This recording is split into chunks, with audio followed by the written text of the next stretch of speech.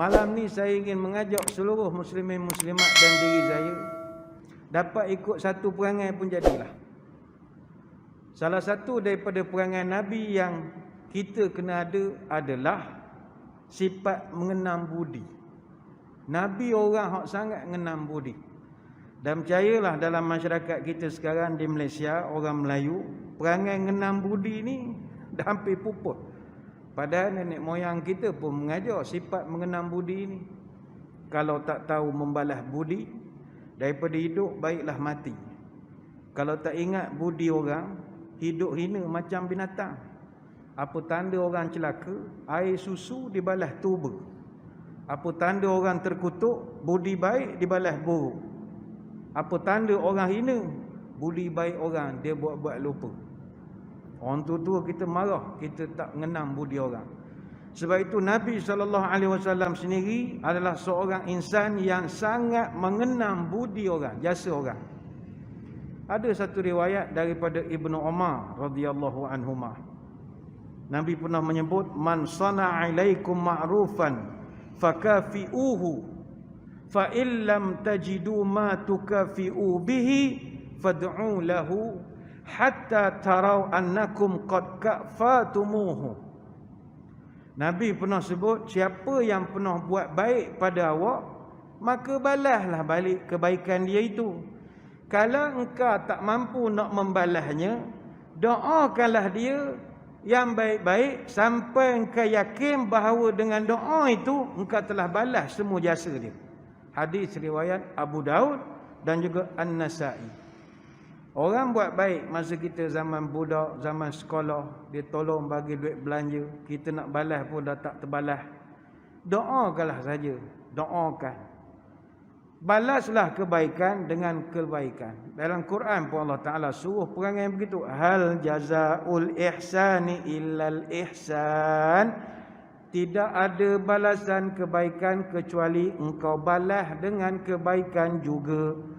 Surah Ar-Rahman ayat 60. Saya ingin berkongsi dengan muslimin muslimat beberapa kisah bagaimana Rasulullah sallallahu alaihi wasallam dia sangat ingat kepada orang yang banyak berjasa dalam hidup dia. Ni perangai Nabi. Orang yang banyak tolong dia, dia ingat walaupun orang tu bukan Islam. Pertama yang Nabi sangat ingat, nombor satu siapa? Halimatus Sa'diyah. Kenapa Nabi begitu ingat pada Halimatus Sa'diyah? Kerana Nabi kita, dia dalam sejarah dia menyusu pertama dengan Thuwaibah. Yang kedua dia menyusu dengan Halimah binti Abi Zu'aib As-Sa'diyah radhiyallahu anha. Jadi Nabi kenang jasa dia. Apa jasa dia? Selain daripada menyusukan Nabi, dia juga yang mengajar Nabi berbahasa Arab dengan fasih. Baik itu Sayyidina Abu Bakar As-Siddiq radhiyallahu anhu, dia pernah tanya kepada Nabi, ma ra'aitu man huwa afsahu minka ya Rasulullah. Kata Abu Bakar, ya Rasul, saya ni rata dah berjalan berjumpa orang, tapi saya tak pernah jumpa orang hak bahasanya sangat tersusun macam tuan. Tuan-tuan, Nabi punya percakapan 1400 tahun sampai sekarang orang boleh hafal. Dia teratur percakapan dia. Orang boleh ingat satu persatu. Maka kata Nabi, saya ni jadi teratur percakapan ma yamna'ni wa ana min Quraisy wa urdi'tu fi Bani Sa'din. Saya ni bahasa jadi molek sebab pertama saya bangsa suku Quraisy dan yang kedua saya menyusu di Bani Sa'ad. Orang Bani Sa'ad ini orang pandai berbahasa. Ada pantun, ada syair. Oh tu jadi saya jadi pandai berkata-kata, kata Nabi. Jadi disebabkan oleh jasa Halimatus Sa'diyah. Bayangkanlah tuan-tuan, masa Nabi kecil, Nabi ni ayah dia meninggal masa dalam perut. Jadi dia ni anak yatim. Ketika ibunya Aminah nak pergi menghantar Nabi yang masih kecil pergi menyusu kepada ibu-ibu susuan yang ada di Mekah, semua murdiat ataupun ibu-ibu yang jadi ibu susu ni semua tolak, tak nak Nabi kita. Apa sebab? Kerana anak yatim. Takut payment tak comel. Boleh ke bayar yuran ni? Sekarang tak bayar yuran, lepas tangguh-tangguh tunggu moratorium. Letih nak main moratorium semua, letih. Sebab ayah tak ada. Jadi seorang tolak, sebab dia anak yatim. Takut susah, mak tak ada duit. Tapi Halimah As-Sa'diyah, dia sudi terima Nabi. Nabi duduk dengan Halimah 2 tahun plus 2 tahun. 2 tahun pertama dia duduk, lepas peristiwa pembelahan dada, Halimah takut Nabi ni colek dia orang curi organ ke apa ke. Jadi dia pulang balik pada Aminah, biar Aminah jaga sekejap, pulang balik kepada Halimah As-Sa'diyah, jaga lagi 2 tahun. Dia balik duduk dengan Aminah, umur 6 tahun Aminah meninggal, dan kita tahulah sejarah seterusnya. Jadi Nabi sangat termakan budi dengan Halimah As-Sa'diyah. Sebab itu ketika zaman orang Islam diboikot di Mekah, Nabi telah kirim unta yang syarat dengan muatan air dan 40 ekor kambing khas untuk keluarga Halimah As-Sa'diyah. Nabi kenal jasa. Ketika Nabi kahwin dengan Khadijah, Nabi undang Halimah As-Sa'diyah ke majlis perkahwinan dia.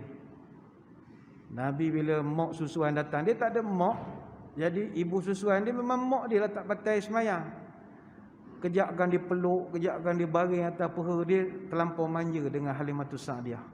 Sehingga kata Khadijah, aku heran, patutnya malam pengantin dia sibuk dengan aku. Dak, malam tu dia duduk dengan mak dia luar. Borok sampai pagi, suka sangat. Wah borok. Sehingga kan hari esok bila Halimah As-Sa'diyah nak balik, Khadijah pun beritahu kepada Halimah As-Sa'diyah, wahai ibu, saya tak pernah tengok orang yang disayangi oleh suami saya melainkan ibu. Luar biasa sekali. Disebabkan suami saya sayang ibu, saya pun wajib sayang ibu. Nah, saya bagi hadiah 40 ekor kambing, bawa balik ke kampung. Ini menantu solehah.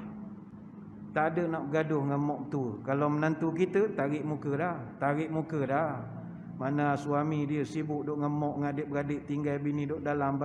Jadi kelahi pula dia, jadi suami isteri, jadi kelahi. Ni tak, ini menantu solehah. Bukan dia bagi 4 kilo, 40 ekor kambing, hadiah pula pada mak tu, sayang. Jadi ini insan pertama yang Nabi sangat kenal budinya. Orang kedua yang Nabi paling kenal budi sekali adalah Abu Talib. Ini Abu Talib ni pok saudara Nabi. Dia memang dia sayang betul. Baik itu ketika zaman orang Islam diboikot, diembargo, disisihkan dalam peristiwa di Mekah, Nabi ajak bapa saudaranya Hamzah dan Abbas kumpul dana, ringankan beban Abi Talib. Abi Talib juga terkesan kena boikot walaupun dia tidak Islam, tapi dia dikira menyokong perjuangan Nabi. Lalu dia pun terkesan jugalah.